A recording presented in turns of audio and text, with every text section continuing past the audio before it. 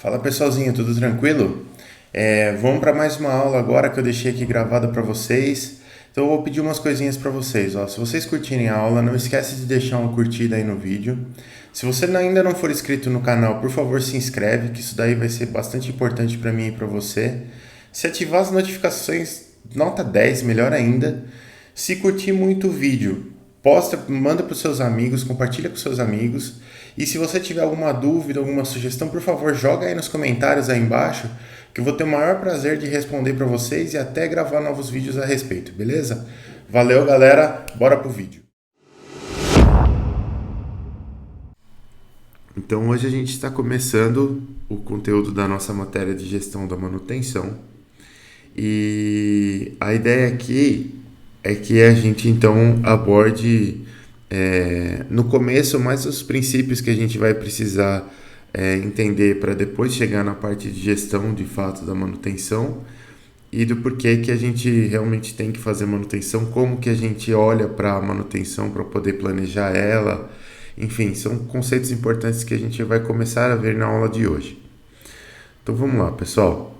Vou começar a falar um pouquinho da ementa da disciplina, tá? Então, qual que é a ementa da disciplina?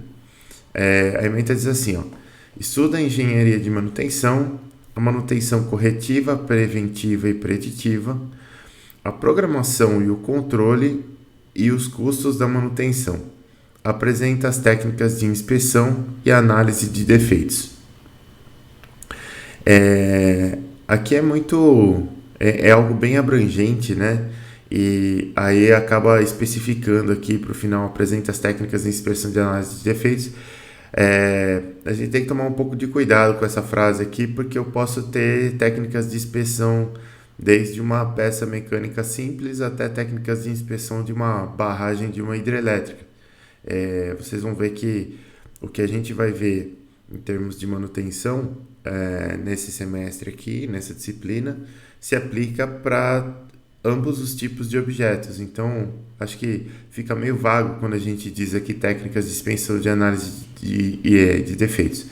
Mas eu trouxe para vocês um conteúdo programático, que é aquilo que eu acredito que se encaixa bem nessa ementa aqui, que a gente consegue trabalhar bem durante o semestre. Então vamos lá, o conteúdo programático da nossa disciplina.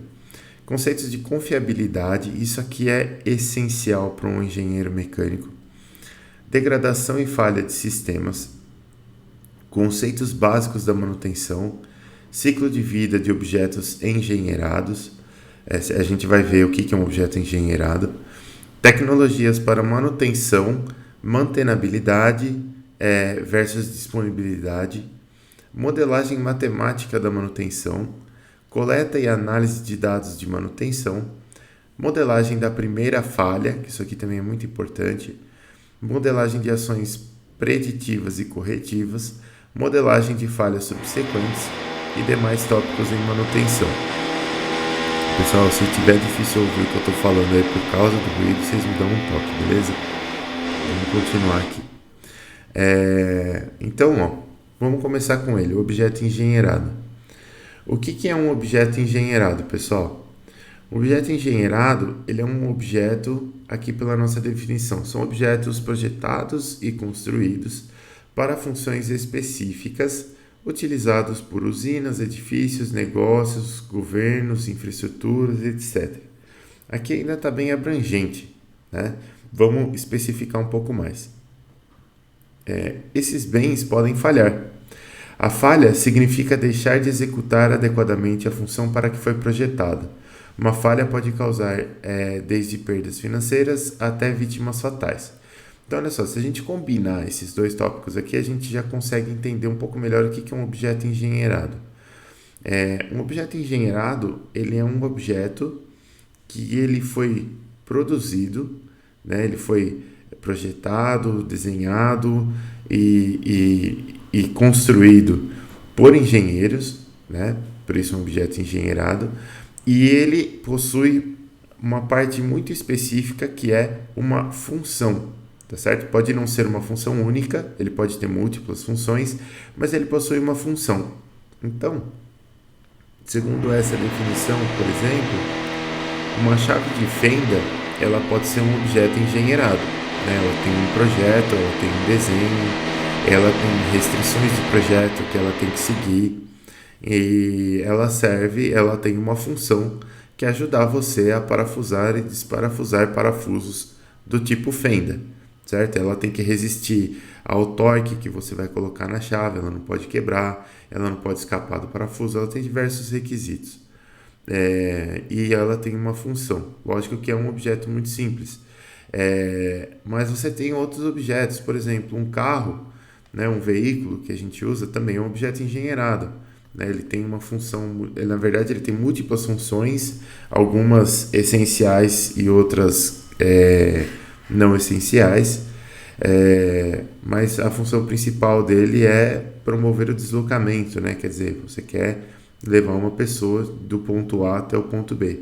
E ele pode falhar nesse quesito, ele pode ter uma falha primária, como ele pode ter uma falha secundária, de, por exemplo, ele até consegue te levar no ponto A, do ponto A até o ponto B, mas o vidro não fecha mais, porque quebrou lá o mecanismo do vidro. Então, ele tinha uma segunda função que era ter um vidro que funcionasse para que você obtivesse ventilação quando desejado e não ventilação quando desejado também, e essa função secundária está em falha, mas a função principal não está em falha. E vai mais longe.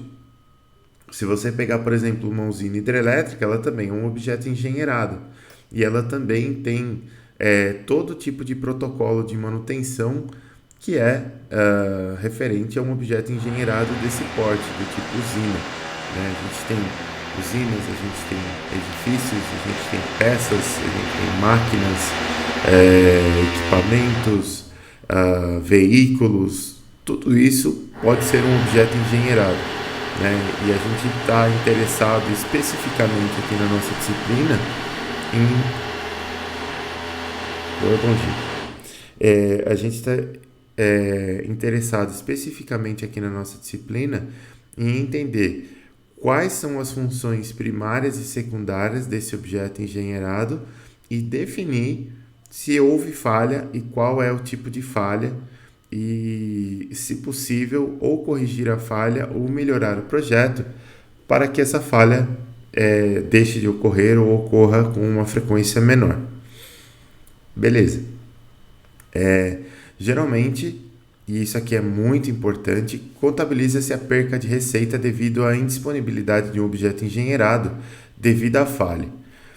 Como a gente já viu, um objeto engenheirado ele é um objeto que tem uma função específica. E muitas vezes essa função específica gera receita para uma empresa. Né? Então, o que é receita? Receita é dinheiro que entra. Né? Receita é faturamento, não é necessariamente lucro. Né? Uma empresa pode ter, sei lá, 10 milhões de dólares por mês de receita, mas se a despesa for de 11 milhões de dólares, ela está com 1 milhão de dólares de prejuízo, ela tem absolutamente nada de lucro. Né? Então a gente está falando aqui de receita. E a receita para uma empresa ela é essencial. Né? O objetivo de qualquer empresa é o lucro. Portanto, a receita ela é essencial. E quando a gente tem um objeto engenheirado que falha, ele se torna indisponível e, devido à sua indisponibilidade, você deixa de gerar uma receita para a sua empresa. E essa receita que você deixou de gerar, ela entra também como custo de manutenção. Né?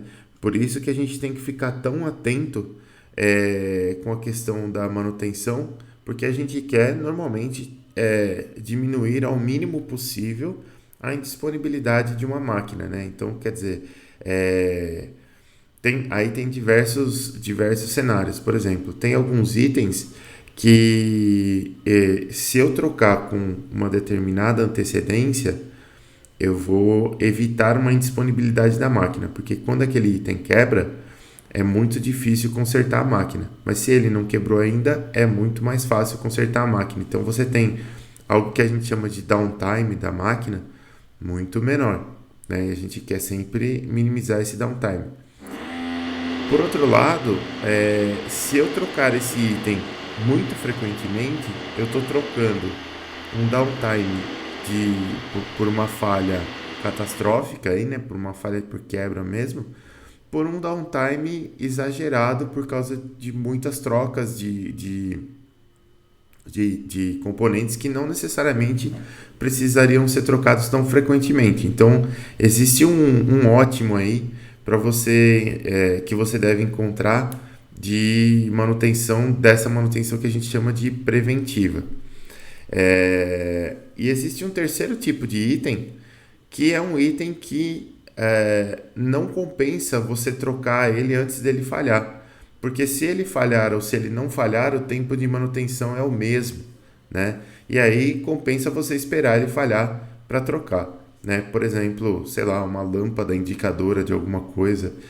Normalmente ninguém, que nem se você pensar na lâmpada da sua casa, ninguém troca a lâmpada antes dela queimar. Não faz o mínimo sentido, né? Porque trocar uma lâmpada queimada ou trocar uma lâmpada não queimada dá o mesmo trabalho, né?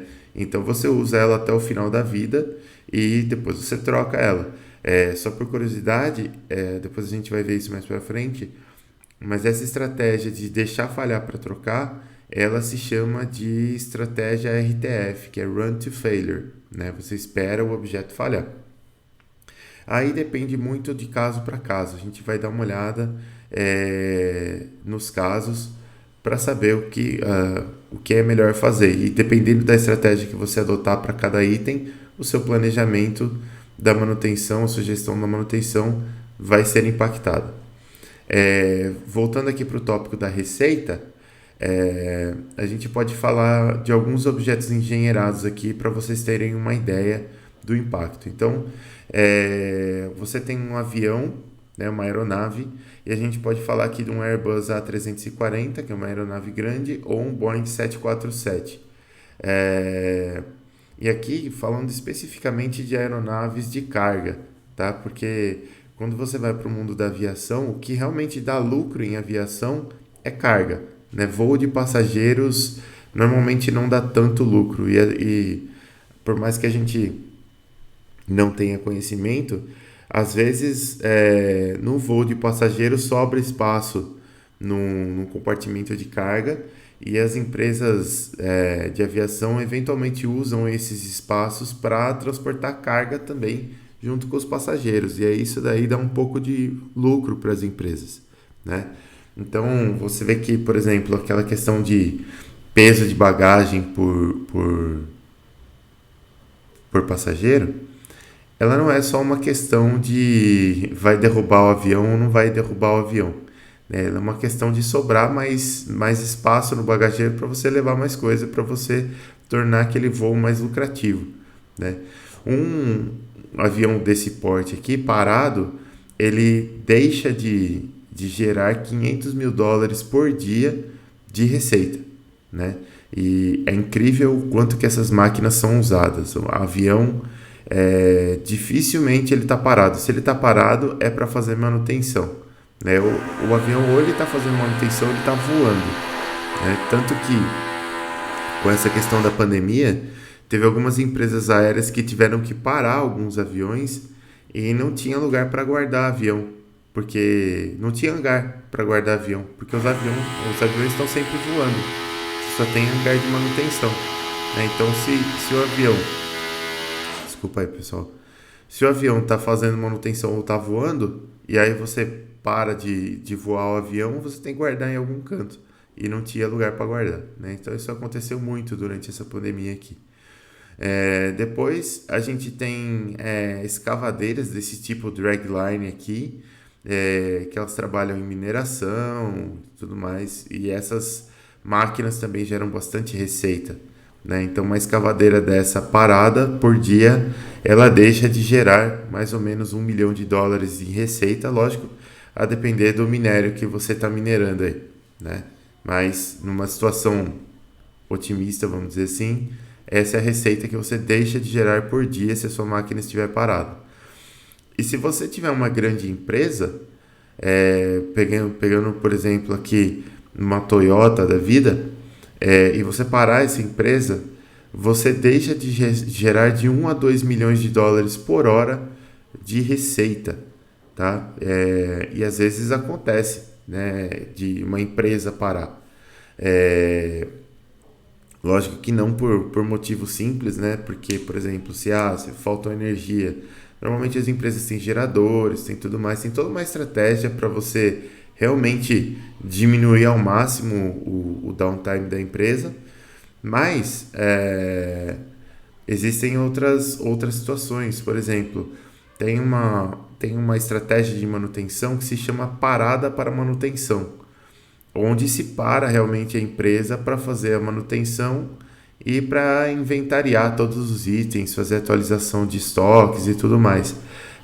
E a parada para manutenção é uma estratégia que algumas empresas usam, mas é uma estratégia extremamente cara, né? Lógico que a manutenção é necessária, então se não fosse essa, a estratégia seria outra estratégia. Provavelmente escolhem a parada para manutenção as empresas que teriam um custo ainda maior se fizessem outro tipo de manutenção. Mas assim, para vocês terem uma ideia, uma empresa dessas é 1 a 2 milhões de dólares por hora de empresa parada, que ela deixa de gerar de receita. E esse custo aqui ele tem que ser contabilizado na hora de você fazer a sua manutenção, tá? Depois a gente vai dar uma olhada em como que eu contabilizo os custos e tudo mais. A gente vai ter uma visão legal sobre esse assunto aí durante esse semestre aqui. Seguindo aqui, ó. Então, a gente vai falar de gestão de manutenção. Para falar de gestão de manutenção, o que a gente precisa saber é realmente o conceito de manutenção, né? Então, o que é o conceito de manutenção, pessoal? Olha só, a manutenção é o conjunto de ações técnicas, administrativas e gerenciais que, durante o ciclo de vida de um objeto engenheirado, procura mantê-lo ou trazê-lo de volta a um estado no qual o objeto é capaz de exercer a sua função adequadamente, né? E aqui tem várias coisas importantes que a gente vai entender ao longo do semestre. Por exemplo, o fato de ser um conjunto de ações técnicas, administrativas e gerenciais, né? Então, a ação técnica é da pessoa que vai lá fazer a manutenção. As ações administrativas, elas são as ações de quem está fazendo a administração, né? Quer dizer, você está num processo que não é o processo técnico, mas é num processo onde você vai fazer alocação de pessoal, alocação de recursos e execução do planejamento que você tem de manutenção. E às vezes também tomar algumas decisões, porque se você possui uma estratégia RTF, por exemplo, de manutenção, você vai ter falhas que não dá para prever, né? Você tem um histórico, você sabe mais ou menos quanto uma peça dura, mas ela pode falhar. E aí você, às vezes, tem que priorizar uma coisa ou outra. Então, a administração, ela também vai ter que tomar decisões de qual item deve sofrer a manutenção primeiro. E, por último, você tem ações gerenciais também, né? Então, a ação gerencial, ela está no nível de definir qual que seria o orçamento para manutenção daquele ano, quantas peças de cada item você vai deixar como reserva, se for necessário. Por exemplo, uma máquina que não pode parar e ela tem um motor elétrico lá que é específico. Se esse motor vier a falhar, para comprar outro motor, você vai ter o tempo de ordem de compra e tudo mais, depois vai ter o tempo do motor chegar no seu preço, aí demora, sei lá, uma semana. E essa máquina não pode ficar uma semana parada, porque ela vai te gerar uma perda de receita monstruosa. Então você deixa motores de reserva lá já, para você diminuir esse downtime tendo estoque, né? Isso é uma ação gerencial. Quer dizer, eu estou definindo que eu vou ter um estoque de determinadas peças ali para diminuir o downtime. Por um lado, isso é bom, né? Mas por outro lado, isso é ruim porque você tem um custo de estoque. Você tem que já ter aquelas peças pré-compradas em primeiro lugar. Em segundo lugar, você tem que armazenar aquelas peças e tudo mais, então você tem custo. Então, quando a gente mexe nesse nível de planejamento e custo, a gente está falando de ação gerencial. tudo isso é englobado na manutenção, né? Não é só a ação técnica de ir lá e fazer a manutenção. Tem a execução do planejamento e tem o próprio planejamento, que são as ações administrativas e gerenciais também. E aí, a gente fala aqui de outros conceitos importantes, por exemplo, o ciclo de vida de um objeto engenheirado, quer dizer, o quanto que eu consigo manter esse objeto engenheirado executando a sua função em um nível aceitável, até que termine o ciclo de vida desse objeto, eu resolva vender, descartar, fazer outra coisa que seja. Procura mantê-lo ou trazê-lo de volta a um estado no qual o objeto é capaz de exercer sua função adequadamente. Então, tem outras coisas importantes aqui. Por exemplo, o estado do objeto, se ele está em estado de pleno funcionamento, se ele está em estado novo, se ele não está em estado novo. Quer dizer, que tipo de manutenção que eu vou fazer para recuperar esse estado de disponibilidade aqui, de execução de função, e como que vai ser esse estado, se ele vai ser um estado de volta ao 0 km, se ele vai ser um estado parcial, essas coisas a gente também vai ver.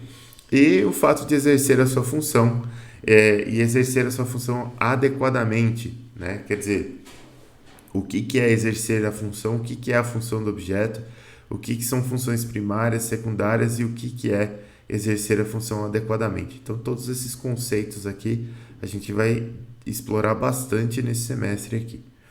A manutenção ela pode ser vista como um custo inerente à não confiabilidade de um bem. Contudo, esse custo é normalmente muito menor do que o custo de operação desses equipamentos, abaixo de 20%. O que está escrito aqui? O que significa isso? Significa isso, assim, ó. Vamos falar de confiabilidade primeiro. O que é confiabilidade?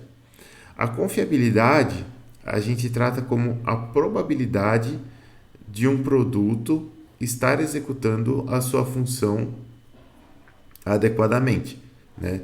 Então, ela é até um conceito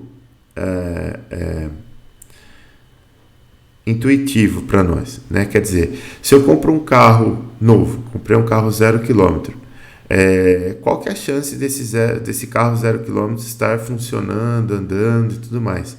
A chance é muito alta, né? Uma chance extremamente alta, porque o carro é 0 km e tudo mais, a fábrica tem um programa de qualidade e tudo mais. E se o seu carro tiver uma garantia de fábrica, então a chance tem que ser de 100%, porque a fábrica está garantindo que ele vai funcionar. Com o passar do tempo, conforme você vai usando o seu carro, você vai ter desgastes dos itens, né, pelo próprio uso, e esse desgaste ele produz o que a gente chama de queda na confiabilidade do seu veículo. Quer dizer, se você pega um veículo 0 km e você pega um veículo com 300 mil quilômetros, qual dos dois tem a maior chance de falhar, de quebrar, de não estar funcionando bem? Obviamente, aquele que tem a maior quilometragem, né?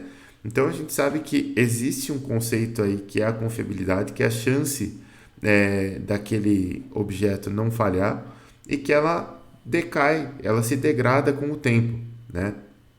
Conforme ela vai se degradando, o que você faz? Você faz, por exemplo, as manutenções, né? Então, você tem uma manutenção lá no seu carro, que a gente chama de manutenção preventiva, né? Para que não ocorra falha. Então, você vai levar na concessionária e, após você ser praticamente assaltado à mão armada, você vai ter o óleo do seu veículo trocado, você vai ter a revisão de vários itens ali, né? Então, eles vão verificar se freio está ok, se eixo não está empenado, se a lubrificação de alguns itens está ok. Vão verificar um monte de coisas lá, parte elétrica, vão fazer testes no software do seu veículo, vão ver se está tudo legal, se a regulagem lá da injeção eletrônica está bacana. Eles vão fazer essa verificação e espera-se que, depois da manutenção, a confiabilidade do seu veículo tenha aumentado um pouquinho. Né? Quer dizer, ele não vai retornar, não vai voltar a ser um veículo 0 km, mas a chance dele quebrar depois da revisão deve ser menor do que a chance dele quebrar antes da revisão. Quer dizer, a confiabilidade é maior depois da revisão. mas a gente sabe que ela decai com o tempo e eventualmente ela vai se tornar menor ainda do que a confiabilidade que você tinha antes de fazer a manutenção. Quer dizer que provavelmente está chegando a hora de refazer a manutenção, né? Então, é, conforme a gente vai tendo essas quedas de manutenção, manutenção não, desculpa, barulho me desconcentra. Conforme a gente vai tendo essa queda da confiabilidade, você tem um custo inerente para que você retome essa confiabilidade e para que você mantenha o seu objeto em estado de plena execução da sua função, né? Isso daí é o que está sendo dito nesse parágrafo aqui, quer dizer, a manutenção ela é um custo inerente à não confiabilidade de um bem. E lógico que essa manutenção ela tem que ser, se você somar a manutenção do bem, do item aí, do objeto engenheirado, durante toda a vida do objeto engenheirado, é uma boa métrica que esse custo não seja maior do que 20% do preço do objeto engenheirado como um todo, né? Quando isso acontece, você tem um problema aí de payback, né? Quer dizer, você tem um objeto que tem um custo de manutenção extremamente alto, talvez valha a pena você procurar por uma outra solução aí que tem um custo de manutenção menor. Beleza. Falando agora sobre classificação de objetos engenheirados. Isso daqui é mais para a gente conhecer. A gente não vai trabalhar muito nessa classificação, mas mais para vocês conhecerem. Então, a gente tem, por exemplo, para produtos de consumo. Você tem primeiro a classificação de produtos, né? Então, produtos de consumo. Você tem veículos, né? Carros, eletrodomésticos, smartphones. Isso aqui são objetos engenheirados de consumo. Depois você tem objetos engenheirados comerciais e industriais, que são motores elétricos, caminhões, coisas que ainda são objetos que a gente pode pensar como objetos de consumo, mas eles não são objetos de consumo para uma pessoa padrão normal. Eles são objetos que são consumidos por indústrias, né? E depois você tem produtos para a defesa, militares, né? Então você tem aviões militares, armas, veículos militares, tanques, enfim, tudo aquilo que é para a defesa. Isso em termos de produtos.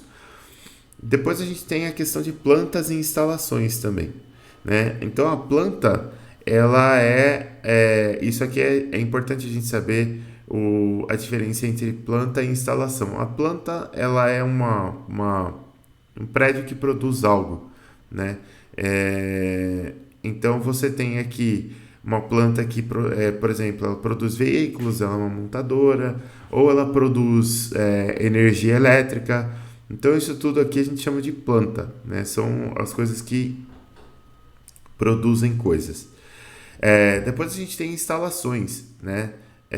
As instalações, elas são diferentes das plantas porque elas utilizam produtos para oferecer serviços, né? Então você tem o caso de escolas, hospitais, prédios comerciais, por exemplo, que são instalações, né? São edifícios ainda, mas eles não produzem coisas, eles ofertam serviços. Então a gente está falando aqui de instalações. A manutenção de plantas e a manutenção de instalações é totalmente diferente, tá? Porque os requisitos eles são totalmente diferentes, né? O que você precisa, até em requisito de segurança, por exemplo, numa planta, é diferente do que você tem como requisito de segurança para uma instalação, né? Então vamos falar, por exemplo, se a gente pensa no caso de incêndio, né? Então eu vou falar de uma planta de refino de petróleo. Bom, a questão de incêndio numa planta de refino de petróleo é extremamente complicada, né? Eu estou trabalhando ali com produtos inflamáveis, cheio de motor elétrico, fontes de calor, um ambiente altamente inóspito, e esse tipo de planta aqui precisa de uma proteção contra incêndio que entregue a proteção necessária dada a presença desse tipo de coisas que tem lá, né? Já as instalações são diferentes. Por exemplo, lógico que eu preciso ter uma proteção de incêndio para uma escola, por exemplo. Mas qual a diferença entre a proteção que eu tenho para incêndio numa escola e a proteção que eu tenho para incêndio numa planta de refino de petróleo? São coisas totalmente diferentes, né? Quer dizer, você tem presença de elementos diferentes, há uma potencialidade de incêndio também totalmente diferente. Os planos de evacuação também devem existir para as duas situações, mas são diferentes também. Então você tem requisitos diferentes, né? Por isso que existe essa separação entre plantas e instalações. Pessoal, eu tô falando bastante aqui. Se caso surgir alguma dúvida, alguma coisa, podem interromper para perguntar, viu? Tamo tranquilo. Enquanto não, vamos seguir aqui. Depois, a gente tem infraestrutura. Beleza. Infraestrutura. Então, infraestruturas, elas ainda são diferentes de plantas, porque elas fazem parte de algo maior, né? Normalmente elas fazem parte do Estado ou de uma porção do Estado. E a infraestrutura ela também precisa de manutenção. Então, se a gente pensar, por exemplo, eu tenho um país cheio de. Vamos pegar o Brasil hoje. Cheio de plantas, instalações tal. Negócio bombando. Mas eu não tenho infraestrutura. Não tenho estrada, não tenho rede elétrica. Não vai adiantar nada, né? Ter essas plantas aqui e essas instalações.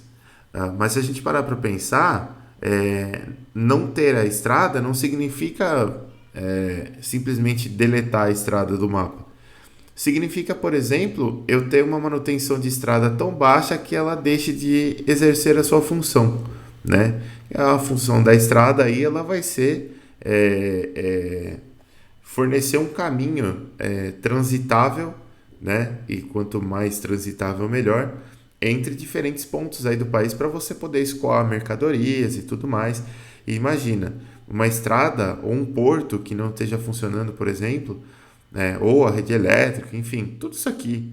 A infraestrutura é complicado. Se isso parar, a queda de receita é absurda, né? Não tem como a gente fazer qualquer coisa que seja, qualquer atividade econômica funcionar sem infraestrutura. E as infraestruturas elas têm planos de manutenção também que são diferentes dos planos de manutenção para plantas e instalações e são diferentes dos planos de manutenção para produtos, né? Lógico que o nosso foco aqui não vai ser infraestrutura, nosso foco, devido à área de atuação do engenheiro mecânico, vão ser produtos, né? Pequenos projetos, pequenos e médios projetos e eventualmente algumas plantas, né? A gente vai ficar mais nessa parte aqui de cima. Mas imagina como que é magnífica a operação de infraestrutura de uma rede elétrica, por exemplo. Vamos pegar a rede elétrica que vai de Itaipu até Furnas, por exemplo, alta tensão. Putz, a manutenção disso daí deve ser um negócio maluco, né? E tem alguém lá fazendo a manutenção disso. Tem alguém fazendo a parte gerencial, tem alguém fazendo a parte administrativa e tem alguém fazendo a parte técnica, né? Então, é muito, muito, muito necessário e precisa ser muito bem planejado, porque além do custo de receita, que é extremamente alto, a gente está trabalhando com custos, né? Porque a infraestrutura, ela é toda gigante, então qualquer custo em infraestrutura é muito alto, e são todas coisas que tem bastante risco, né? Então as pessoas que vão fazer essa manutenção, elas têm que estar bastante protegidas, tem que ter protocolo de segurança e tudo mais, porque imagina o cara mexendo lá numa rede de 500 mil volts, que existem redes dessa tensão, e meu rede de 500 mil volts é um absurdo. Uma vez,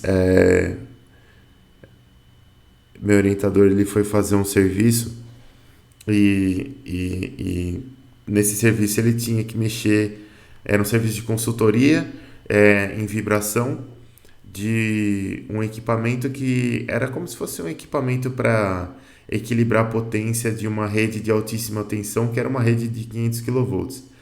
E como a tensão é muito alta, você tem que vestir uma roupa específica, né? Mesmo só para ficar lá perto, você tem que vestir uma roupa específica e tudo mais. E só de você ficar perto da fiação, ou das instalações elétricas ali, dependendo da distância que você chega, você já começa a sentir os pelos do corpo arrepiarem, assim, por causa da tensão e tudo mais, né? Por causa da eletricidade estática que está ali perto. E então é muito, realmente muito perigoso, né? E até o rapaz da manutenção lá dizia que se você pegar uma chave de fenda na mão e levantar a chave de fenda na mão ali naquele lugar ali, você imediatamente se transforma no Thor, porque vai vir uma enxurrada de energia para cima de você ali e enfim, né? E aí já era. Aí um acidente numa rede de 500 kV é absolutamente fatal. Então, assim, tem que tomar muito cuidado. O pessoal que faz esse tipo de manutenção aqui realmente é algo bem insalubre mesmo, assim. Voltando aqui para a nossa matéria, pessoal, por último, a gente tem uma última parte aqui de objetos engenheirados que são ativos e sistema, né? Então, ativos, eles são recursos de valor monetário positivo e que podem ser usados para gerar lucro, né? Não é, aqui a gente não está falando dessa classificação aqui, ó, né? A gente tá falando de uma outra classificação que engloba essas coisas todas aqui. Quando a gente fala de ativo, a gente fala de algo que gera valor para a gente, né? Algo que gera receita. E quando a gente fala de passivo, a gente está falando de algo que gera despesa, né? Então, um objeto engenheirado normalmente ele é um ativo, né? Ele tem que ser, ele pode se tornar um passivo se ele for comprado de maneira inadequada, pelos motivos errados, mas ele deve ser um ativo, né? Ele deve ser um recurso de valor monetário positivo que pode ser usado para gerar lucro. O que é diferente de sistema, né? Quando a gente fala de sistema, a gente fala de um conjunto de objetos engenheirados de diferentes categorias. O que é um sistema, por exemplo? Se eu pegar uma planta, eu posso pensar na planta como um sistema, porque ela vai ser uma planta, né, que produz algo, mas essa planta ela é formada por partes menores, né? Então eu vou ter lá sei lá, vamos pensar naquela planta que eu falei para vocês de refino de petróleo, por exemplo. Então você vai ter várias etapas ali do processo do refino do petróleo, e cada uma dessas etapas ela pode ser observada como um subsistema dessa planta. E esse subsistema específico ele pode sofrer manutenção também, né? Ele também pode ser visto como um ativo, uma parte de um sistema também pode ser vista como um ativo, e essa parte pode ter um plano de manutenção própria. E essa parte pode ter subpartes também, que são subsistemas e assim por diante, né? Então, se eu pensar até um bem menor, se eu pensar, por exemplo, num smartphone, o smartphone ele pode ser pensado como um produto, no sentido de que ele é eu como usuário estou vendo o smartphone aqui, vou usar o smartphone para fazer ligações, acessar a internet, essas coisas todas. Mas ele também pode ser visto como um sistema, porque você consegue desmontar o smartphone e você vai ter lá a tela. Essa tela ela pode precisar de manutenção específica, só ela, porque às vezes vai que caiu o seu celular no chão e trincou a tela, você vai trocar só a tela. Então a tela uma parte do seu smartphone, a placa-mãe é outra parte, a bateria é outra parte. Então ele também pode ser visto como um sistema, né? Então, dependendo do tipo de manutenção que você quer fazer, você pode observar as coisas como objetos engenheirados ou como sistemas que englobam vários objetos engenheirados, tá? Essa classificação aqui é importante a gente saber também. Beleza. Agora que a gente já sabe classificar os objetos engenheirados e tudo mais, vamos falar um pouquinho de desempenho, né? Então, o que é o desempenho? Isso aqui tem muito a ver com função, tá? Objetos engenheirados, eles são projetados para executar uma função e por isso são sujeitos a métricas. É, Eventualmente, quando a gente chega nesse ponto, as pessoas se confundem, né? As pessoas não entendem, e eu acho que está certo, isso é bem comum mesmo, porque é uma palavra pouco usada, né? Então, as pessoas se confundem no fato de não entender o que é uma métrica, né? O que é uma métrica? Uma métrica, ela é um conceito que a gente cria para poder avaliar objetivamente alguma coisa, né? Ficou vago, mas eu vou dar um exemplo para você. Se você pegar, por exemplo, o conhecimento de vocês. O conhecimento de vocês é algo não mensurável. Eu não consigo medir conhecimento. Eu não consigo saber, por exemplo, dessa disciplina, quanto de conhecimento vocês estão adquirindo. Não consigo saber. Mas eu consigo criar uma métrica. O que é uma métrica? Ela vai ser a nota da sua avaliação. Então, vocês vão ser sujeitos a uma avaliação e dessa avaliação, a partir dessa avaliação, essa avaliação vai ter questões, as questões têm pesos e aí um acerto significa ganhar pontos, um erro significa perder pontos e aí eu vou somar os pontos todos que você ganhou na sua avaliação e vou conseguir propor algo objetivo. Falar, olha, essa pessoa tirou uma nota de 8 pontos. Então, 8 pontos é uma métrica de quanto que você absorveu de conhecimento. Obviamente que essa métrica ela não é uma métrica absoluta, né? Quer dizer, diferentes professores que fizessem diferentes provas poderiam ter como resultado diferentes notas, né? Um professor mais exigente, essa nota ia cair para, sei lá, 5. Um professor menos exigente, essa nota ia subir para 9. Então, ela não é absoluta, né? A métrica, ela não necessariamente é algo que consegue quantificar bem as coisas, mas ela é sempre uma tentativa de quantificar alguma coisa.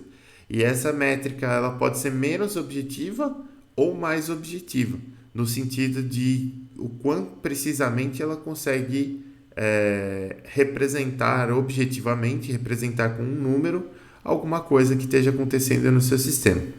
Então aqui, ó, objetos engenheirados são projetados para executar uma função e por isso são sujeitos a métricas, né? Se eu falar, por exemplo, meu carro, o meu carro ele está executando a função dele, ele está executando, né? Ele liga, ele anda, ele está executando a função dele, mas ele está executando tão bem quanto ele executava no dia que eu comprei? Provavelmente não. Provavelmente, sei lá, tem uma folguinha na direção, tem um barulhinho no freio, já tem um desgaste na embreagem, tem essas coisas. Então eu posso criar uma métrica que leva em conta todos esses fatores e fala assim, olha, se no dia que eu comprei o meu veículo ele era nota 10, hoje ele é nota, sei lá, 8, porque ele ainda executa a função dele, mas tem já alguns detalhes. E o dia que ele quebrar, por exemplo, o dia que, sei lá, arriou a bateria, ele não pega. Então ele não vai mais ser capaz de executar a função dele, porque ele não liga. O que vai acontecer com essa métrica? Ela vai ter que cair para baixo de um limite que eu considero inaceitável, por exemplo, 5. Né? Então, meu veículo não deu partida, então hoje ele é nota 2, né? Porque ele não ligou, então significa que eu não consigo executar a função principal dele. Então, basicamente isso é uma métrica. Tá? Aí vamos lá. Do ponto de vista da manutenção, tem 2 tipos de métricas. Tem as métricas não relacionadas à confiabilidade, né? Que são métricas importantes também. A gente, eventualmente, dependendo do contexto, a gente quer saber essas métricas. Então, por exemplo, essas métricas aqui elas são objetivas, quer dizer que elas representam fielmente o comportamento do meu objeto engenheirado, mas elas não estão relacionadas à confiabilidade desse objeto. Então, se eu pegar o meu veículo, por exemplo, vou medir o consumo dele, eu consigo medir objetivamente o consumo dele? Consigo. Se 10 engenheiros diferentes medirem o consumo do meu carro, eles vão medir o mesmo número? Muito provavelmente, o mesmo número. Então, essa métrica é uma métrica objetiva. Mesma coisa para eficiência, mesma coisa para potência, né? Então, essas métricas elas são legais porque elas são objetivas, né? Não, diferente da nota, que ela não é tão objetiva. E ela mede realmente alguma coisa, por isso que a gente chama de métrica. Mas ela não está relacionada à confiabilidade, né? Agora, se eu pegar, por exemplo, métricas que estão relacionadas com a confiabilidade, aí a gente tem algumas importantes. Por exemplo, intervalo de confiabilidade. O que é o intervalo? A gente vai ver isso em mais detalhe depois, mas só para ilustrar. Intervalo de confiabilidade é um período em que eu não espero que haja falhas, né? Então, se eu compro, sei lá, comprei uma fritadeira elétrica para minha casa. E aí essa fritadeira, vamos pegar uma mais saudável, vamos pegar uma air fryer, uma fritadeira a ar. E essa fritadeira ela vem com 3 meses de garantia. Então, muito provavelmente, o intervalo de confiabilidade dela é de 3 meses. Né? Então, nesses 3 meses, espera-se que ela não apresente falhas. Lógico que isso aí é estimado com bastante assim, folga, né? Porque ninguém quer ficar dando garantia a rodo no seu produto. Então, eu falo 3 meses. Mas provavelmente alguém fez um estudo lá e, sei lá, por 12 meses nenhuma air fryer gerou problema, né, lá nos testes de fábrica. Então vamos dar 3 meses e nesses 3 meses, se acontecer alguma coisa, a gente troca. Quer dizer, vai trocar? Muito provavelmente vai ser raro, muito raro trocar uma air fryer, mas estabeleceu-se aí um intervalo de confiabilidade. Quer dizer, nesse período de 3 meses não se espera falhas. Né? Depois eu tenho intervalo de disponibilidade, que é diferente do intervalo de confiabilidade. O intervalo de disponibilidade é uma fração do tempo em que o objeto está em estado de operação adequado, dado um certo intervalo. Então vamos pegar, por exemplo, meu carro. Meu carro ele vai sofrer manutenção a cada 1 ano ou 10 mil quilômetros. Beleza. Então, se eu demorar 1 ano, vamos imaginar que eu não vou percorrer 10 mil quilômetros em 1 ano. Então, eventualmente, eu vou ter que parar esse carro durante 1 dia no ano para fazer essa manutenção. Então, o intervalo de disponibilidade do meu carro é de 364 em 365 dias. Né? Porque ele vai estar disponível nesses 364 dias e durante 1 dia ele vai estar parado lá para fazer a manutenção. Mas vamos dizer que eu sou uma pessoa que roda muito. Né? Eu sou um cara que, por exemplo, eu moro em Jundiaí, eu dou aula em Campinas, sei lá, eu trabalho em uma terceira cidade, enfim, eu ando muito com carro.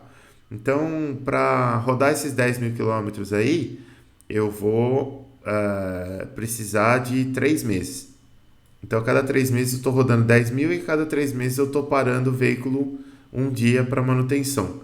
Então, o meu intervalo de disponibilidade aí no período de 1 ano, ele vai ser de 361 dias em 365.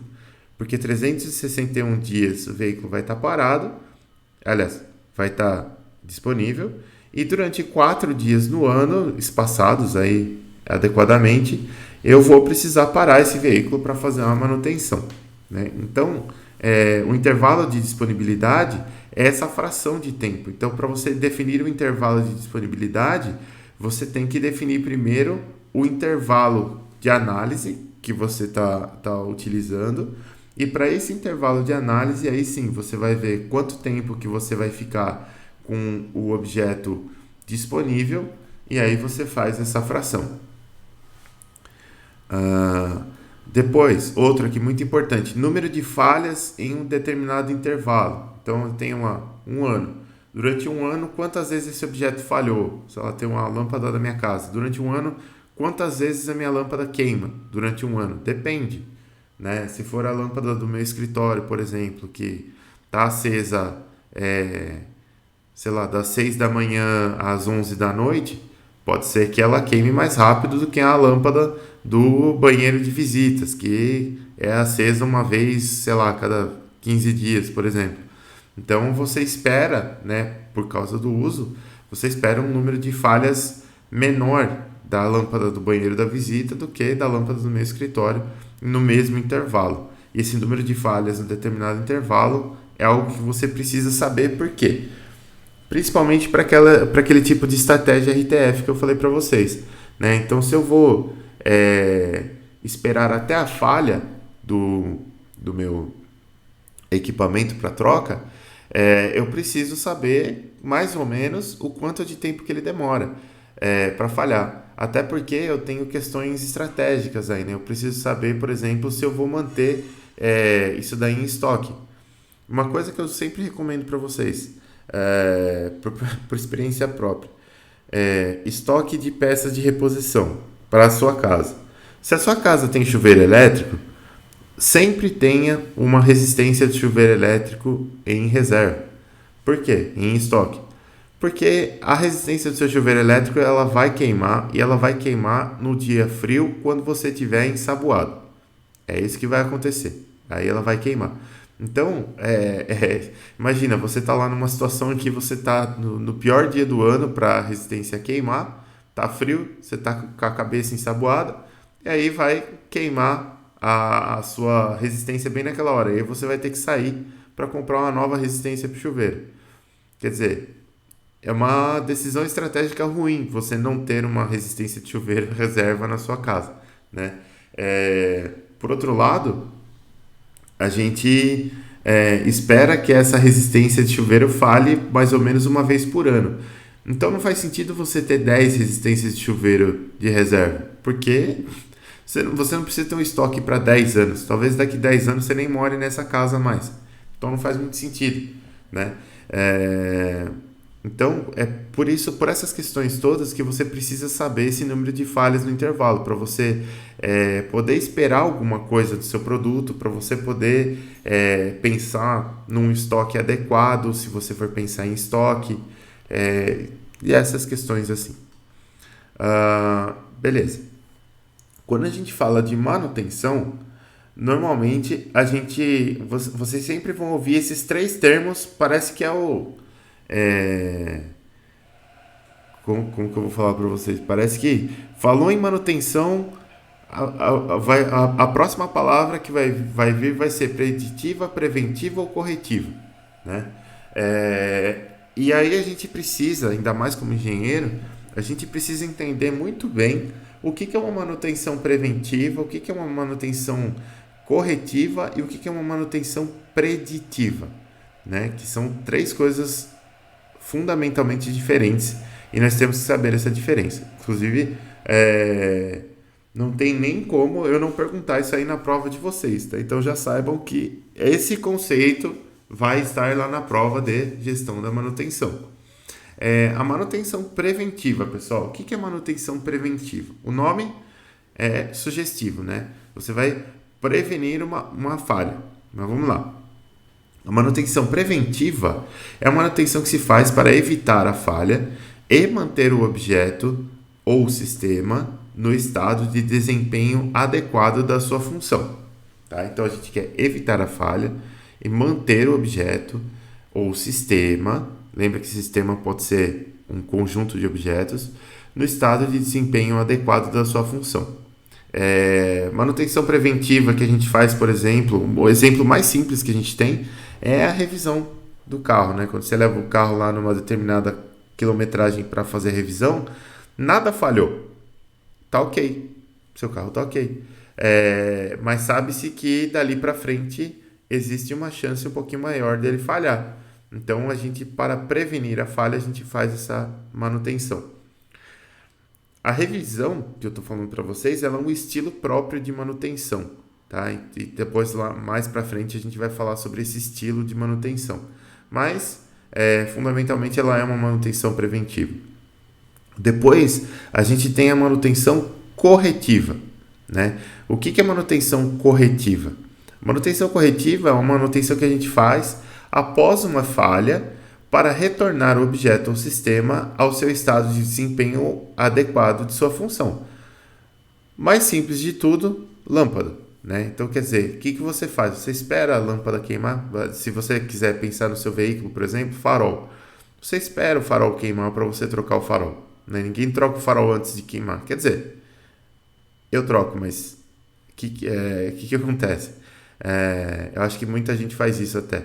Quando queima um farol, você já troca os dois, né?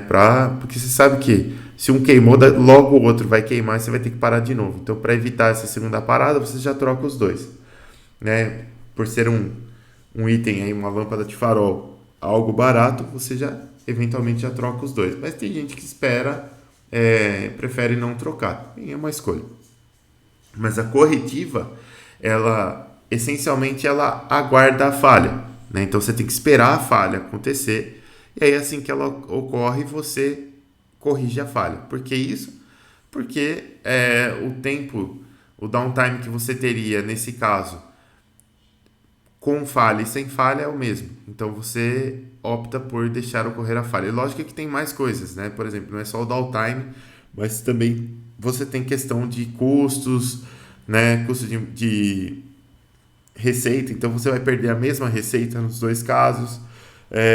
Você tem questão de riscos também, né? Quer dizer, vamos pensar assim, vamos pensar num poste de rua, por exemplo. Você trocar o fio lá do poste, você deixar o fio cair, é mais ou menos o mesmo downtime, né? Porque você vai ter que tirar um fio e pôr o outro. Mas se você deixar o fio romper e cair, provavelmente você vai botar muita gente em risco, né? Então, aí nesse âmbito, a gente não faz a manutenção corretiva de fio de energia elétrica. A gente faz a manutenção preventiva, não por causa do downtime, mas sim por causa do risco, né? Então, tem sempre essas questõezinhas que a gente tem que avaliar. E o fundamental da manutenção é o preventiva versus corretiva. Vocês sempre vão ouvir falar de preventiva, corretiva e preditiva. E a preditiva, ela não é necessariamente um terceiro tipo de manutenção. Ela é, vamos dizer, uma otimização da manutenção preventiva, né? Então, a manutenção preventiva ela busca realmente prever quando vai ocorrer a falha. Aliás, prever não, ela busca prevenir a falha de ocorrer, né? Então você vai eventualmente realizar uma substituição, uma manutenção ali para prevenir que o seu objeto pare de funcionar. A preditiva ela é um pouco diferente porque ela é como se fosse uma otimização da preventiva, né? A preventiva ela é muito fácil de fazer quando você tem itens que são usados exaustivamente, que é o caso de um veículo, por exemplo, né? Tem muito veículo rodando, então, e tem muito teste que é feito com o veículo, então você consegue saber que aquela quilometragem lá dos 10 mil quilômetros, ela é essencial para que você mantenha um bom funcionamento, principalmente do óleo lubrificante do motor, né? Então, sempre que der 10 mil quilômetros, você tem que trocar esse óleo lubrificante do motor. Inclusive, 10 mil quilômetros de distância aí, de quilometragem que você percorreu com o seu veículo é uma métrica. E ela não necessariamente é uma métrica objetiva, né? Porque dependendo do regime pelo qual você passou o seu veículo, 10 mil quilômetros pode ter, em 10 mil quilômetros você pode ter tido muito mais ou muito menos ciclos no seu motor, né? E isso vai degradar mais ou menos esse óleo. Então, pode ser que alguém que trocou o óleo com 10 mil quilômetros, aquele óleo estava ok para rodar, sei lá, mais uns 2 mil, 3 mil, sei lá. Mas alguma outra pessoa que fez a preventiva com 10 mil quilômetros realmente é uma pessoa que roda em muita cidade, uma cidade que tem muito aclive, por exemplo. Então aqueles 10 mil já estava suficientemente bom para aquele óleo, não dava para fazer mais muita coisa. Depende muito. Mas voltando aqui para a preditiva, a preditiva é o seguinte: tem alguns objetos que não dá para você saber exatamente essa questão dos 10 mil quilômetros aí, né? Quer dizer, você sabe que existe um item naquele objeto engenheirado que aquele item pode falhar, mas você não sabe quanto ele vai demorar para falhar. Vamos pegar um exemplo bem simples. Moenda de cana. Né? Na moenda de cana você tem rolamentos ali, os rolamentos sofrem bastante esforço. Mas você não consegue dizer assim, falar, olha, depois de que eu moer tantas toneladas de cana, eu tenho que trocar esse rolamento. Porque dependendo das características da própria cana que você está moendo, às vezes uma cana que está mais seca, ela é mais dura, às vezes uma cana que tem mais água, ela está mais molinha. Desculpa pelo barulho, pessoal. Às vezes o próprio rolamento, ele é um rolamento que foi feito por um fabricante com determinado tipo de aço, dura mais. Aí você vai botar um outro rolamento da mesma medida, mas ele foi feito com um material diferente. O cara, sei lá, comprou lá do fornecedor desconhecido. Aí ele dura um pouco menos, tá? Então não dá para você saber exatamente o quanto que vai durar esse rolamento. Mas você sabe que você tem que trocar ele antes da falha, por um lado, e por outro lado, você tem que usar esse rolamento até o mais próximo possível da falha, né? Por quê? Porque o downtime de uma moenda de cana ele gera muito prejuízo, né? Uma usina de açúcar e álcool, ela precisa estar funcionando 100% do tempo. Qualquer minuto que você perde ali custa milhares de reais, né? Então não dá para você ficar parando essa máquina tanto. Você quer parar ela o mínimo possível, né, para fazer essa manutenção. Então você tem essa questão aí de tentar otimizar essa prevenção da falha. E aí que a gente entra com a manutenção preditiva, né? Então na manutenção preditiva você vai examinar a máquina ou o equipamento, você vai passar ela por diversos exames, né, diversos ensaios, medições técnicas mesmo, para você saber se você precisa fazer a manutenção daquela máquina ou não, né? Então isso é preditiva. A preventiva, ela não envolve esse exame, essa avaliação da máquina. Você simplesmente bateu uma métrica lá, você troca, acabou. Então tem essa diferença, né? A preditiva, ela é como se fosse uma otimização da preventiva, tá? Mas ela não deixa de ser uma manutenção preventiva também. Então, a grande diferenciação que a gente faz é de manutenção preventiva e de manutenção corretiva. Esse é o grande, uma coisa outra é outra. Preditiva é o terceiro conceito relacionado à preventiva. Desculpa de novo pelo barulho aí, pessoal. Vamos falar agora um pouquinho sobre custos da manutenção. Isso aqui é até importante, porque eu tinha um professor no final da faculdade que ele falava um negócio muito legal. Ele falava assim que na física você tem 3 unidades, né? Você tem massa, tempo e distância. E com essas 3 unidades você faz tudo. Não é bem verdade, na verdade a gente tem 10, mas vou usar o exemplo dele. Então você tem massa, tempo e distância. Na engenharia você tem uma 4ª unidade. Então você tem massa, tempo, distância e dinheiro. Dinheiro é a 4ª unidade da engenharia. Quer dizer, o projeto não adianta ele só ser otimizado fisicamente, mas ele também tem que ser otimizado em termos de custos, né? Inclusive a otimização do custo, às vezes, ela é mais importante do que a otimização física em si, porque o objetivo final de uma empresa é gerar lucro, né? Então faz todo sentido.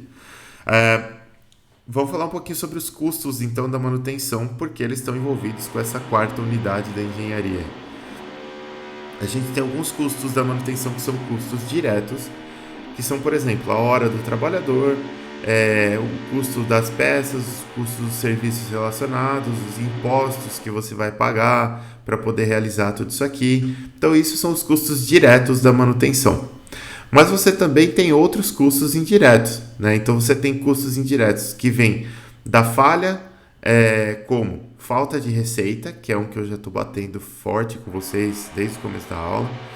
Indenização, quer dizer, se ocorrer uma falha, eu vou ter que indenizar as pessoas, dependendo se, por exemplo, eu fabriquei um carro e esse carro solta uma roda. Aí, putz, o cara tava na pista, soltou a roda, capotou o carro, morreu. Ou perdeu uma perna. Eu vou ter que indenizar essas pessoas ou essas famílias, né? Bom, a barragem de minério rompeu. Eu vou ter que indenizar essas pessoas. Né? Uma barragem de minério também é um objeto engenheirado. Então eu vou ter que indenizar. Isso é um custo de manutenção indireto.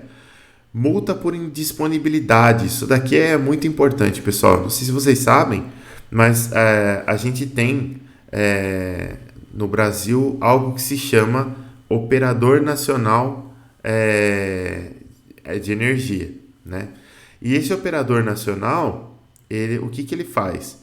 Ele faz o roteamento da energia no país. Então, vamos dizer que a gente passou por uma grande época de chuvas, beleza? Então, os reservatórios das hidrelétricas estão bastante cheios, tal, elas estão funcionando a plena carga, beleza? Então, a energia lá de Itaipu vai alimentar uma parte do país, tal, não sei o que. Vamos pegar aqui, sei lá, hidrelétrica de Americana, Igarapava, não sei o que. Essas hidrelétricas aí, elas vão ir alimentando as regiões. Barra Bonita, sei lá, tem um monte, né? Aí vamos dizer que passou um tempo e agora a gente entrou numa época de estiagem. Então estamos em seca, né? Bom, se está em seca não dá para essas hidrelétricas operarem a pleno vapor. Vapor aspas, né? A plena carga.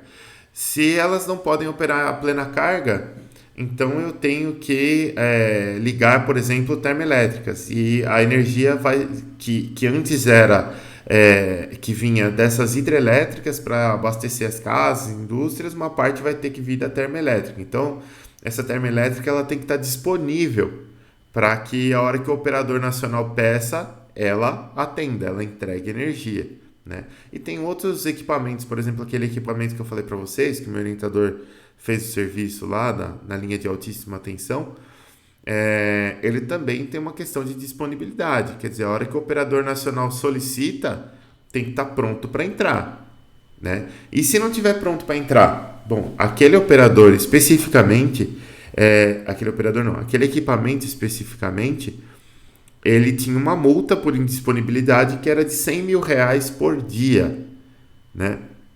Então, assim, cada equipamento, se o operador solicitou e você fala assim, não está disponível, viu? Beleza, R$100 mil de multa por dia de indisponibilidade. Então, você tem um custo indireto aqui se você não fizer a sua manutenção direitinho, porque se quebrar durante a operação ou se estiver indisponível, na hora que for solicitado, você tem multa por indisponibilidade. Outro custo importante aqui, seguro. Também tem alguns equipamentos que você faz seguro, né? E isso é um custo que você tem aí da manutenção, porque bem ou mal, o seguro é uma forma de você manter o seu equipamento funcionando, né? Desempenhando a sua função. Imagina que você é um frotista, né, de uma empresa lá de transportes, e aí alguém foi lá e roubou o seu caminhão.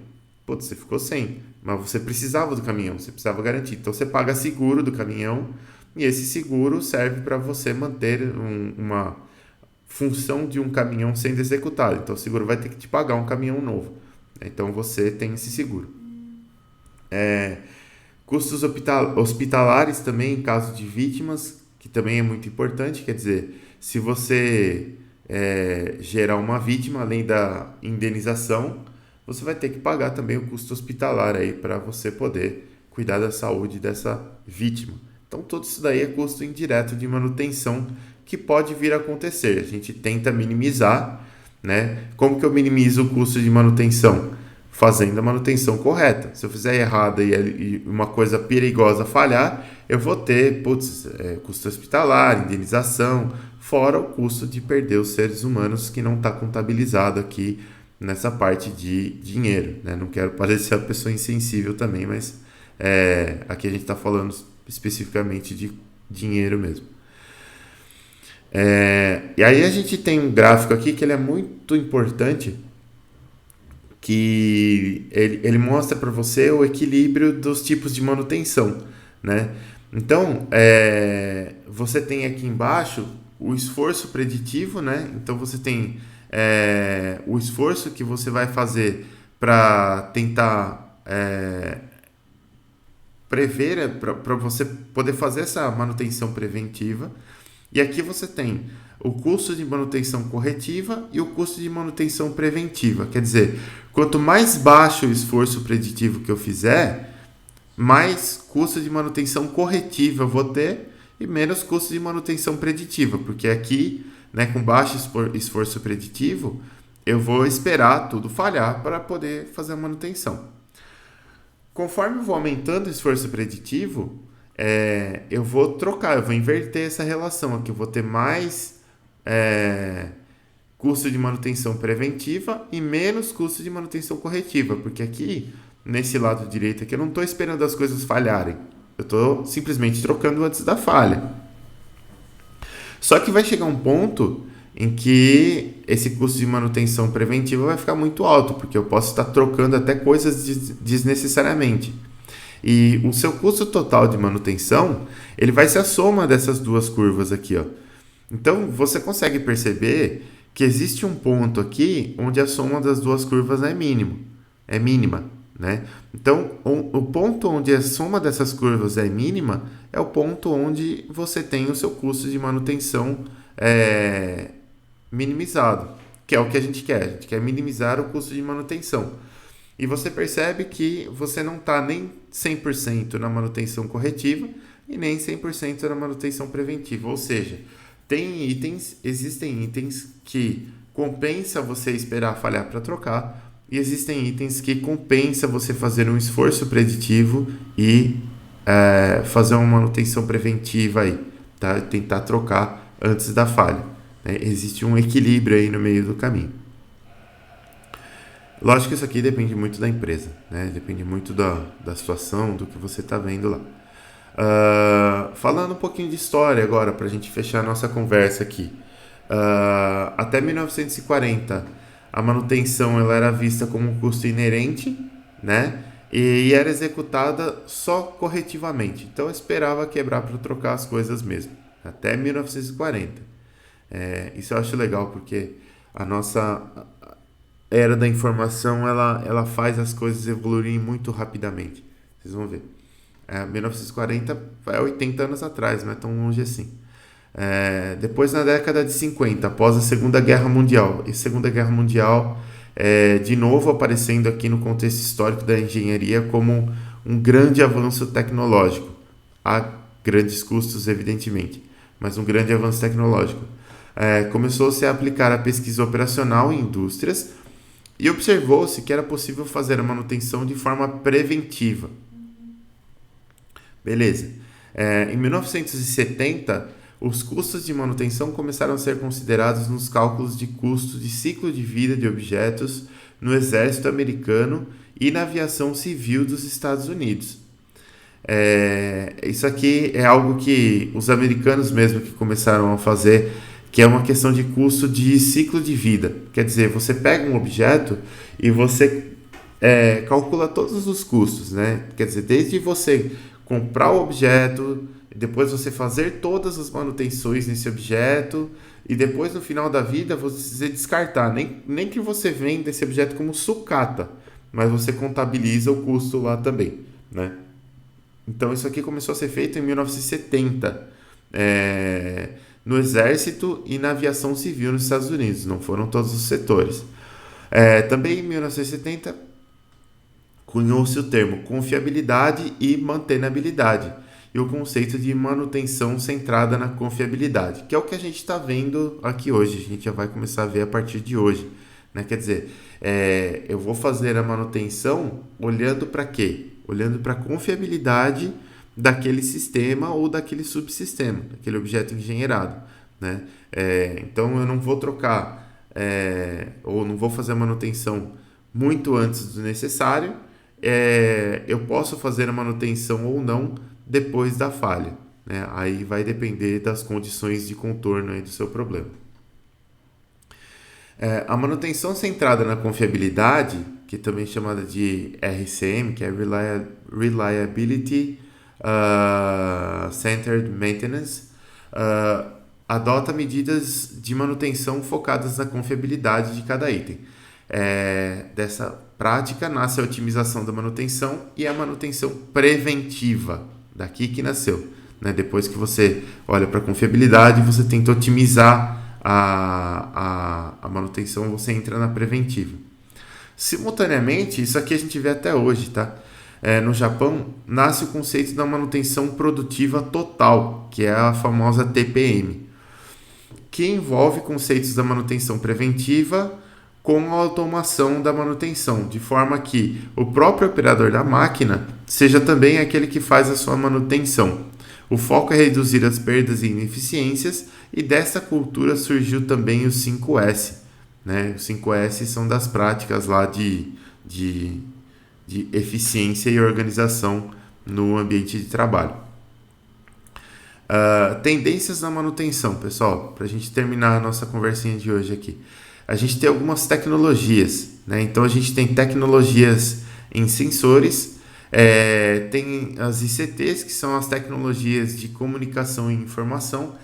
Então, quer dizer, a gente tem hoje sensor para tudo, né? E a ideia é que isso entre na sua, se a gente estiver falando de uma fábrica, na sua fábrica como automação, né? Então você tem sensores que estão lá no chão de fábrica que eles se comunicam com o ERP da empresa, né? Eles se comunicam com os setores. Então, a pessoa que está lá no gerenciamento, ela consegue saber se tem máquina parada, se tem máquina funcionando, quantos itens foram produzidos, qual o nível de desgaste de cada peça, de cada máquina. Você consegue fazer isso tudo com tecnologia em sensores e tecnologias de comunicação e informação. Basicamente porque a gente usa IoT, né? Estamos passando a usar IoT, e com a IoT você usa protocolo TCP/IP para muita coisa, que é o nosso protocolo de internet. Então você consegue transmitir muito mais informação, né? Você tinha protocolos de comunicação em chão de fábrica que eram protocolos mais rudimentares, né? Que os famosos Profibus, Fieldbus ou protocolo HART, que é bem baixo nível, e esses protocolos eles não conseguiam transportar muita informação por vez, então é muito difícil você comunicar isso daí com ERP, mas hoje com a entrada do protocolo TCP/IP nas aplicações de mais baixo nível ali, fica mais fácil você fazer essa integração. O gerenciamento, ele é um gerenciamento, você tem o approach baseado em riscos, né? Então, é aquilo que eu falei para vocês, às vezes uma estratégia de manutenção, ela não olha só para o custo, ela não olha só para o downtime, ela pode olhar para riscos também. Você pode ter terceirização da manutenção, isso daqui vai de empresa para empresa. Tem empresa onde isso é conveniente, tem empresa onde isso é não conveniente. É sempre um tema de muito debate, muita discussão, né? Mesmo porque a partir do momento que você terceirizou alguém para fazer o serviço, a culpa é sempre do terceirizado, né? Então, isso aqui é bem complicado. E a gente pode falar um pouquinho também sobre a indústria 4.0, que tem muito a ver com tudo isso que a gente falou até hoje. E só para vocês terem essa primeira noção do que é a indústria 4.0, para não sair falando que indústria 4.0 é qualquer coisa, porque você sai pelo mercado, toda vez que alguém acha alguma coisa incrível, ela fala que aquilo é indústria 4.0 e não necessariamente é. Então, vou falar para vocês de fato o que é indústria 4.0, né, e como que ela está relacionada com a manutenção. Então, a indústria 4.0, ela é, na verdade, um estudo de tecnologias feitos na Alemanha, em 2012, para redução de custos, né? E aqui, redução de custos envolve redução de custo de manutenção, aumento de eficiência, modularização da manufatura e integração das operações e otimização do processo de produção. Tudo isso utilizando tecnologias e redes de informação. Então, olha só, são tecnologias da indústria 4.0. O que se chama de sistemas cyberfísicos, né, que envolvem computação, redes e processo físico, aquela integração que eu estava falando para vocês. Análise de grandes volumes de dados, que a gente chama de Big Data. Né? Hoje você tem várias coisas onde você consegue mexer com Big Data. Uma delas é a linguagem Python, outra delas é o Power BI, que todo mundo gosta de mexer aí. Então com essas coisas você já começa a mexer com Big Data. Isso daqui é um problemaço. Quem sabe mexer com Big Data ganha muito dinheiro nos dias de hoje. Computação na nuvem também é muito importante, porque a parte de computação ela está ficando cada vez mais dissociada das empresas. Quer dizer, a empresa ela precisa do resultado da computação. E às vezes não faz sentido ela manter o recurso computacional só para ter aquele resultado, né? Então ela pode utilizar de computação na nuvem. Internet das coisas, que é o famoso IoT, né? Quer dizer, você tem um protocolo TCP/IP e você faz comunicação não só entre computadores, mas entre dispositivos menores. É, internet dos serviços também, que é chamada de iOS. Manufatura aditiva, né? Um exemplo de manufatura aditiva aqui em impressora 3D, por exemplo. Isso aqui serve justamente para a gente ter mais flexibilidade nos meios de produção, tá? Por isso que entra a manufatura aditiva. Inteligência artificial, que ajuda a gente nas tomadas de decisão, e sensores inteligentes, tá? Por que sensores inteligentes, pessoal? Os sensores inteligentes, eles tiram um pouco da carga técnica de você ter um sensor, de você ter uma pessoa que precisa entender tudo que existe naquele sensor para poder fazer ele funcionar, e você torna ele um sensor mais como se fosse algo mais plug and play, né? Então com isso você também precisa de gente menos especializada para mexer na sua linha de produção, e você consegue uma flexibilidade maior aí da linha de produção. Nossa, falei pra caramba hoje, pessoal. Por hoje é isso, galera. Vamos encerrando por hoje. Eu vou baixar a lista de chamada de vocês e aí a gente já pode terminar. Tinha alguém com a mão levantada aí que eu não vi? Professor, Pode falar. consegue dar um exemplo de sensor inteligente? Cara, deixa eu pensar. Eu tenho algumas coisas em mente, mas eu consigo explicar o que ele faz. Eu não sei se ele tem um nome específico. Mas, por exemplo, você tem alguns sensores. é, Sei lá, vamos pegar um exemplo simples. Vamos pegar um sensor de presença. Um sensor que vai contar quantas peças passam de uma esteira, por exemplo. Um sensor inteligente, ele acaba tendo embutido nele um módulo de comunicação, né? Então você não necessariamente precisa de um sistema de aquisição de dados para se comunicar com aquele dispositivo. Ele acaba sendo independente de você precisar, por exemplo, criar uma instalação para colocar esse sensor. Então você pode simplesmente instalar o sensor, alimentar ele eletricamente. A partir do momento que você comunica ele com outro dispositivo, ele já tem todas as informações dentro dele. Então ele já tem questão de calibração, é, sei lá, vários parâmetros que você precisar, inclusive nome de sensor, endereço de rede, ele já tem tudo prontinho dentro dele. É como se ele tivesse quase um computador específico para ele. E ele se integra muito mais facilmente na rede do que um sensor, por exemplo, vou pegar um sensor de nível. Pô, beleza. Aí eu preciso pegar esse sensor de nível, eu preciso alimentar, preciso fazer a comunicação dele com uma CLP, e eu preciso comunicar essa CLP com o computador para eu conseguir tirar o dado dele e fazer ele funcionar. Deu para entender mais ou menos? Deu para entender. Ah, legal. Obrigado. Imagina.